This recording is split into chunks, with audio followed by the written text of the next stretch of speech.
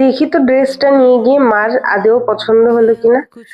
মার হাসিটা দেখেই তো বোঝা যাচ্ছে মার কিন্তু খুব পছন্দ হয়েছে। এই প্রথমবার কোনো ড্রেস দেখে মার এতটা পছন্দ হলো। বাইরে বাজি ফাটছে বলে একটু ধুমধাম আওয়াজ হচ্ছে, এটাকে কেউ কিছু মনে করো না। আর এই দেখো কানাজির ধুতিটা কিন্তু খুব সুন্দর হয়েছে। আমি রাধারানীরও সেম শাড়ি রেডি করেছিলাম। তারই পাশাপাশি লক্ষ্মী পুজোর ভোগের আয়োজন হয়ে গেছে। শাড়িটা যখন আমাদের লক্ষ্মী ঠাকুরকে পরলাম, দেখো কি সুন্দর লাগছে। আর প্রথমবার আমি শাড়ি দিয়ে শাড়ি বানিয়ে খুব খুশি হয়েছি, কারণ এত সুন্দর লাগবে আমি নিজেও ভাবতে পারিনি। আর তারপর ছোট্ট করে একটু আলপনা দিয়ে নিলাম। লক্ষ্মী পুজোতে আসল মাহাত্ম্য আলপনা দেওয়ার কিন্তু খড়িমাটি দিয়েছিলাম, কিন্তু সেটা মেঝেতে দিয়েছিলাম, পাথরের উপর না, কোনোভাবেই বোঝা যায় না। আর এই আমাদের ঠাকুরমশাই চলে আসলো।